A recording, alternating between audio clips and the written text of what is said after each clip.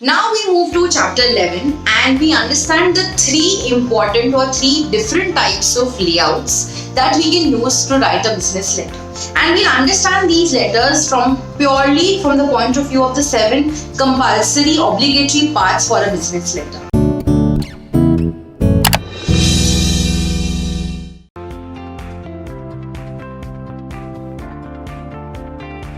Right? So quickly let's reverse. What are the 7 important points? First was the head address, that's the sender's address. Then we had the date line. Then we had the inside address, which was the receiver's address. We had the salutation, that is dear sir, respected sir, whatsoever it be. Then we had the body, that is the content of the letter. We have the complimentary closure, that is a polite, courteous ending to a letter. And last is the signatory, as in the one who has signed the particular letter, who has written and is signed the particular letter. So from these 7 aspects, let's look at the 3 let's look at the 3 layouts for a business letter. The very first of it being full block layout. Now full block layout is the most easiest format to remember to. Is all these 7 obligatory parts, all these 7 compulsory parts are on the left hand side to the letter. So if a page has a margin, all these things will start from the margin. The name, the address, then you leave a certain space, 1 line, 2 line, depending on how big is your content of the letter. Then you write the date, you write the word date, or you can just write January 1, 2021. Then again you leave space, you write Mr. XYZ, to whom the address is addressed to. That's the inside address, the receiver's address, the person's name. Then you leave some space. Then you write the salutation, respected sir, dear, ma'am. Leave 1 line, then you write the body of the letter. But everything starts touching the margin, the left hand side of the margin. So easy to remember is everything to the left. That is a full block layout. Then we move to the second layout, which is the modified block layout. Okay, a way to remember this is left to right. Okay, that is 2 parts of the letter, that is the obligatory part, that is the date and sign, will move towards the right hand side of the page. So you start with the head address on the left, the date comes on the right hand side, the inside address again comes on the left hand side, the salutation comes on the left hand side, the body starts with left hand side, the complimentary closure is on the left hand side, then the signature goes on the right side, and you end your letter. So how do you remember is left to right. To right as in the date and the sign, they move to the right side of the page. Rest everything remains on the left hand side of the page. That's how we understand the modified block layout. And now we move to the third format, which is the semi-block layout. What is semi-block layout? A way to remember is it is an extension to modified layout. So the date and the sign remains on the right hand side. Everything else on the left hand side, but one thing moves to the center, that is the body moves to the center. So when you are writing your letter, when you start writing your letter, you leave approximately 2 to 3 fingers space, and then you start writing your paragraphs. When it ends, full stop, wherever it ends, the second paragraph will start from the same thing.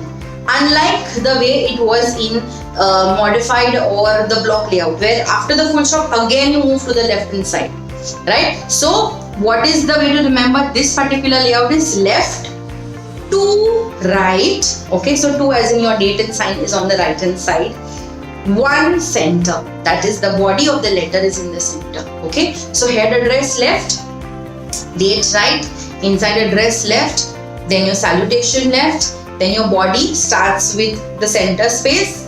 Wherever the full stop of first paragraph is, from there you continue the second paragraph.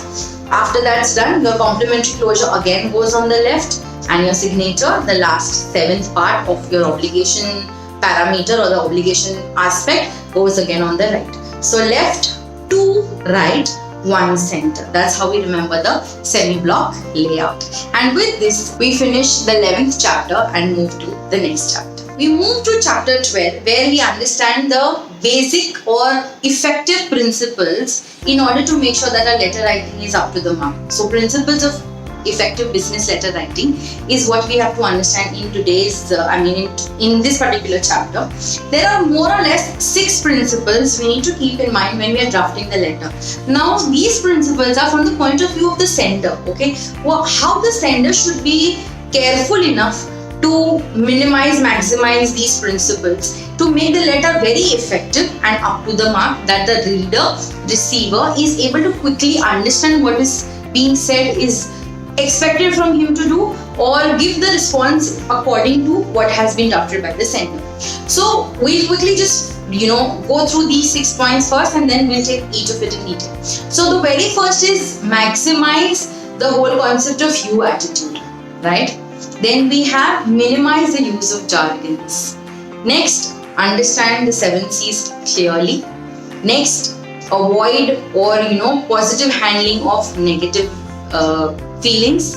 Next, we have is to understand how effectively are we going to deliver some bad news positively in a good way, or how to handle negatives politely.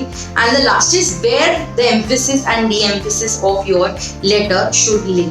Okay, so let's look at it one by one. The very first is maximizing the use of you attitude or the empathetic attitude.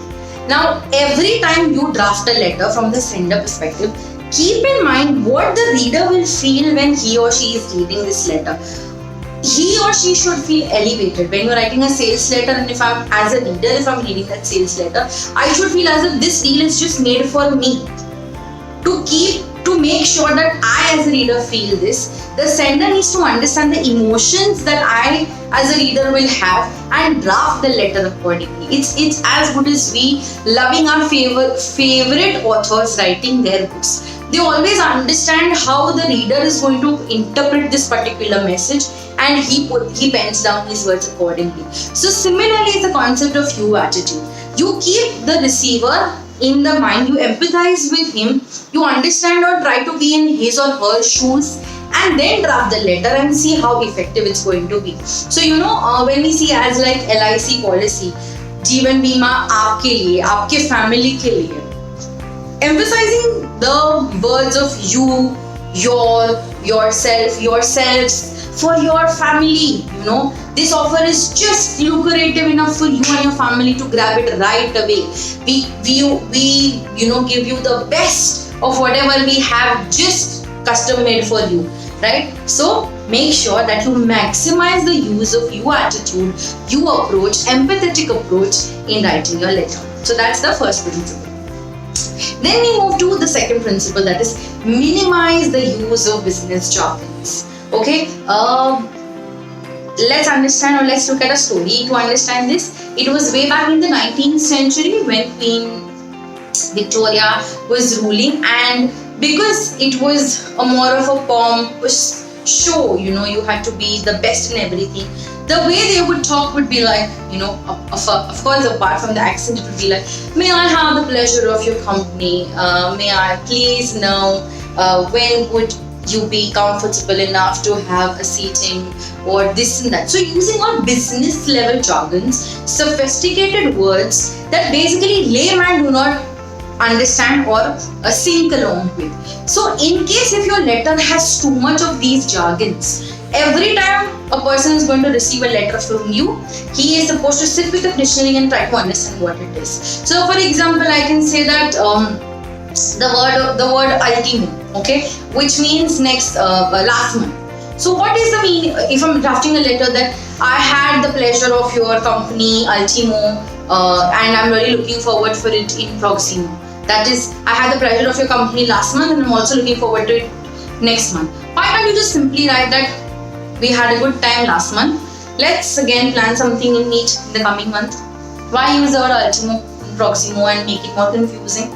Right? So minimize the use of business jargons when you are drafting a letter. Gone are the days when we are in the British era and we have to talk sophisticatedly. Not that you do not talk, but when you're talking to a layman, when you do not understand that intellectually they may not be as strong with their vocabulary as you are, right? I always keep giving the example of Mr. Sashi Tharoor. excellent way of communicating, but most of his words go bouncers to most of the people, because as layman we may have not heard these words. Yes, there are people who understand his language, who are on his level, but not everybody. Majority of them feel that, oh God, talking to Sushil is going to make them feel complex, because his words are very high fun in nature. They are mostly business jargons for them, right? So let's not use a lot of these business jargons. And any which ways, a definition for jargon also means sometimes useless, meaningless words put into dictionary, making no sense or making it more technical in nature. So when two doctors are talking, in their language, will you be able to comprehend what they're saying? Or when two lawyers are talking in their language, unless they tell you कि आपके ऊपर कार्रवाई की जाएगी, you would not know what exactly it is. Or if you're suffering from certain disease, the doctor will tell you that सिर दर्द है, and not the medical term for सिर दर्द है. The communication becomes easier. So two principles are maximize the you attitude, minimize the business jargon. Now let's look at the most important and sorted after aspect, which are the 7 C's of business communication that we should remember all through our life.